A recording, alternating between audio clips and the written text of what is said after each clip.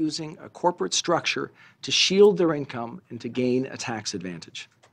We know that middle-class Canadians work hard to provide better lives for their families. They expect the government to put in place rules that will help grow the economy and create jobs, and also to ensure that these rules are not taken advantage of by some who can afford fancy accounting schemes. Je sais d'expérience que le Canada est un endroit idéal pour faire that is ideal to Le do Canada business. a un régime fiscal Canada has très a concurrentiel. tax Notre regime taux that is really d'imposition général des competitive. Our sociétés general est de 12 taxation points, for un businesses pourcentage is 12 inférieur à points celui of des percentage États-Unis. lower Et than notre the taux American d'imposition one, des and petites our entreprises est le tax plus faible level du G7. for small businesses is the When smaller I of was all 17 G7 years nations. of age, as my first job, I built a pool cleaning company with a friend, and we did very well. Later, I had the opportunity to grow my own family business and create thousands of jobs right here in Canada. I've had a successful career in business, and of course I'm proud of that. But now my job is to make sure that Canada keeps its edge, maintains its competitive advantage, and that the growth that we create together helps as many people as possible in our country. So today we're putting forward new proposals and asking Canadians for feedback on how we can address concerns surrounding the increased use of private corporations for tax planning.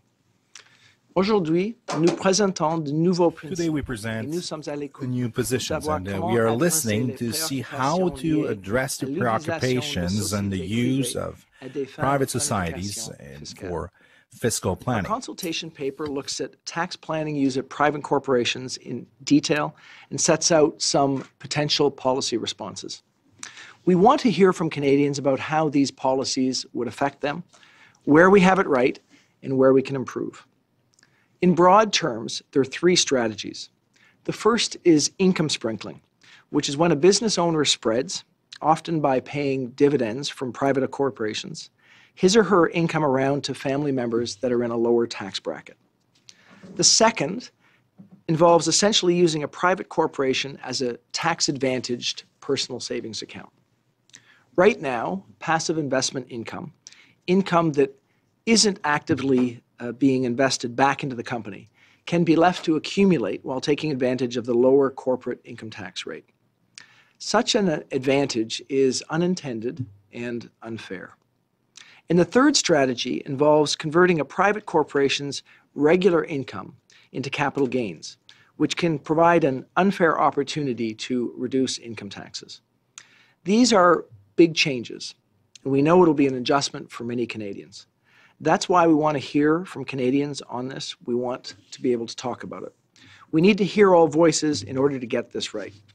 These are complex structures, and the more that you learn about them, the more complex they can become.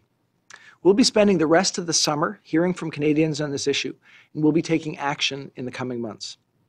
The issues we're working to address will have no impact on a private corporation's ability to invest in and grow their business, reach new customers, or hire new people. As I said in the beginning, making sure everyone pays their fair share of tax is the next step in our plan to strengthen the middle class, grow the economy, and secure our future. We look forward to hearing from Canadians on these issues, and I'd be happy to take any questions that you might have. OK, donc une question de suivi. We'll try to make questions short and answer also concise. Does the answer have to be short too? Yeah. Because it's not a complex subject. No, not at all. Josh Wingroves, Bloomberg. Sir, I wanted to sort of ask broadly, you cast this as a sort of middle-class initiative. Is it, and the documents were described these moves as legal currently, but unfair. I guess my question is, what are you saying about the people that are using this now? You think there's skirting their responsibility and sort of shifting the tax burden down the income scale by using these systems, these fancy schemes that can be done? We've been clear since we've been running for office and through the entire course of our time in office that we want to have a tax system that's fair, that treats people in different situations fairly. We see these approaches to managing people's affairs through a private corporation as creating an unfair playing field. What we're saying is that we're trying to tighten these loopholes to make sure that it's fair. We believe it's straightforward, that this will give people confidence in the system for themselves and their families, and allow us to continue to have a system that works. Glenn McGregor. Just to follow on Karina's question, above and beyond your pool cleaning company, which I'd like to hear more about sometime. I'd be happy to tell you more about that. I noticed you are an investor in 6 of these kinds of private corporations personally. Some of them look to be with siblings. Have they employed any of these strategies that you're aiming at today to avoid taxes? Well, I can tell you that I have not looked at my personal implications from these changes as we've gone through them. And I've done that on purpose because I want to make sure the system is fair and I don't want to consider my personal situation.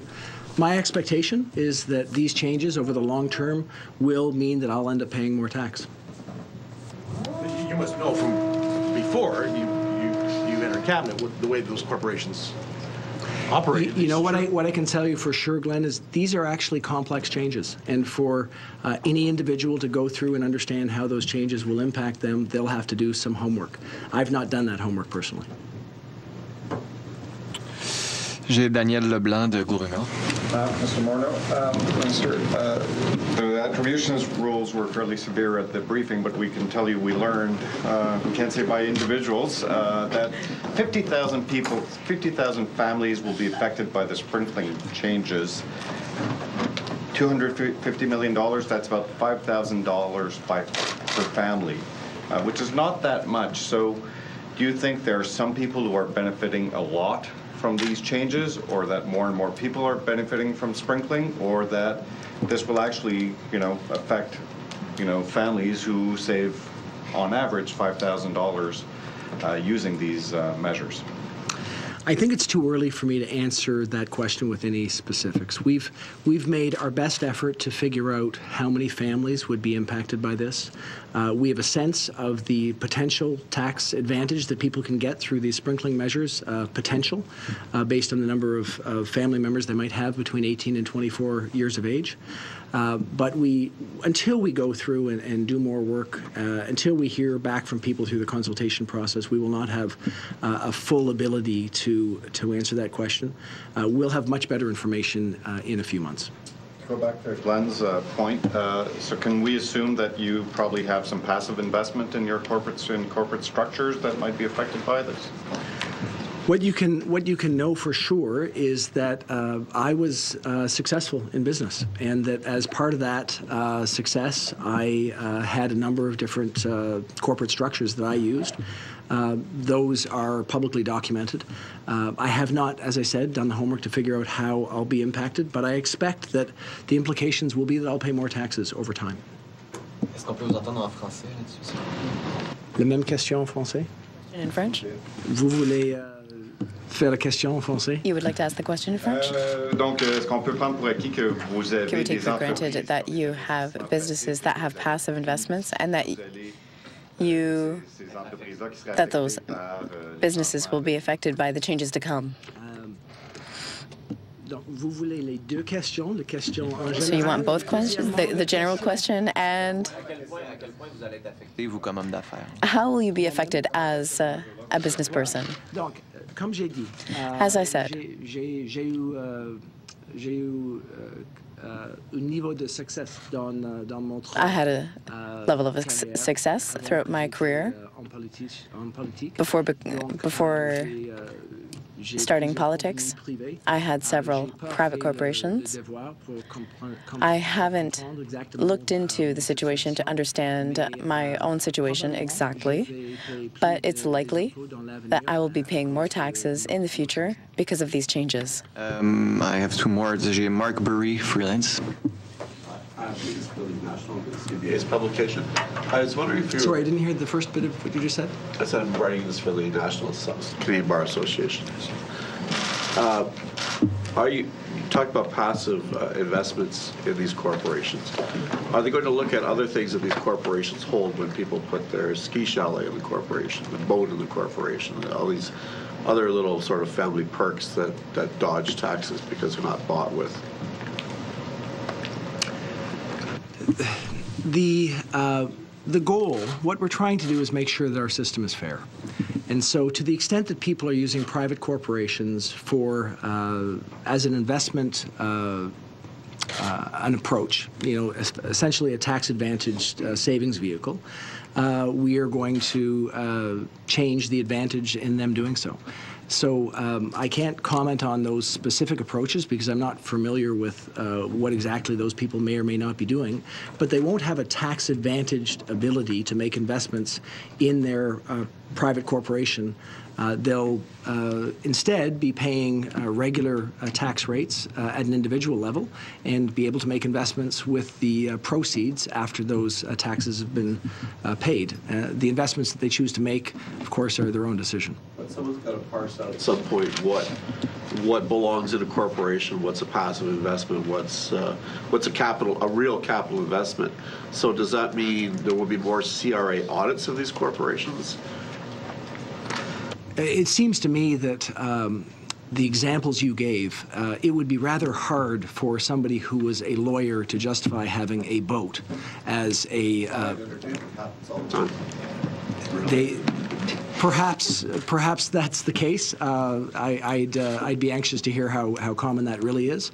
But I think that as people make reasonable investments in their business, they won't be impacted. This will not impact active businesses making investments in their business to further their success in growing that business and hiring Canadians, and that is exactly as intended. We want the lower corporate rates, the lower small business rates to result in more business activity, not to result in people being able to have an investment vehicle that advantages them versus what someone else could have if they didn't have that private corporation. No follow-ups? Alex Bilingual, Toronto Star. Just the beneficial public ownership database question. Why wasn't that included in the consultations and in the proposals that we're looking at today? Why is that not part of this? Well, that's a very important issue. We, as you know, are going after a number of areas where we think we need to pay close attention to how people are dealing with their taxes internationally. So that is an ongoing effort. The Common Reporting Standard, which we've agreed to, will be coming into place in Canada in 2018, and that will give us a good understanding of what Canadians are holding in bank accounts abroad. Beneficial ownership of corporations we see as critically important. We're working on that with the Financial Action Task Force globally. Our intent is to continue to work together with provinces so that we can get good beneficial ownership information for companies across the country. That is a challenge because only 10% of companies are federally registered. The other 90% are registered in provinces. And of course, we do have a constitutional issue where that's the provincial responsibility. So we're working together with provinces to do that. In the first instance, I talked to provinces back June, a year ago, about the importance of this issue. And, we are now working diligently with provinces to get to an approach to getting beneficial ownership across this country that allows us to see into those private corporations. You should take no inference because it's not in this consultation paper. It's just unrelated to these tax measures that we're doing today.